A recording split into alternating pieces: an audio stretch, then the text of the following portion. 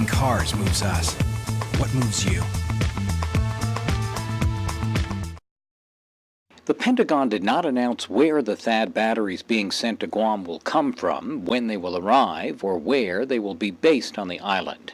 But the Washington Post reported only 2 batteries of the Lockheed Martin system are currently deployed, both at Fort Bliss, Texas. A Pentagon spokeswoman says while a limited number of THAAD units is available, we are quite confident in our ability to rapidly deploy the system as dictated by threat levels. And the threat could be rising as North Korea moved a missile said to have considerable range to a launch site on its east coast, according to the South's defense minister. Congresswoman Madeleine Bordallo was asked before the latest move by Pyongyang if the THAAD deployment news would help calm nerves in Guam. Well, I'm sure it will calm nerves. It's calmed mine. And I was wondering just exactly what they were going to do, in our area of the world. And, of course, I know they are sending additions to South Korea. But we, too, are very vulnerable.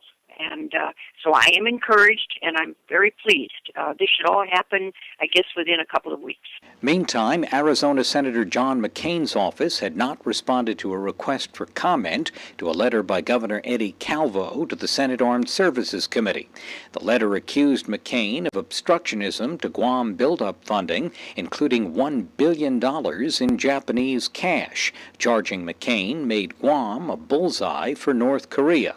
Bordallo says North Korea must now be figured into the build-up equation. Now, we must take this very seriously, that we've got to fortify Guam, we've got to protect the Americans out there, and so in a way, I hope this will bring out different attitudes in the U.S. Congress about some of the spending and the building up of the military on Guam. Governor Calvo wrote Senate Armed Services Chairman Carl Levin that had his panel and McCain allowed DOD to start the military buildup on Guam 3 years ago, Secretary Chuck Hagel may not now be rushing ballistic missile interceptors to Guam.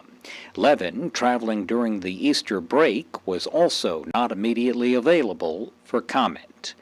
On Capitol Hill, Matt Kay for PNC News.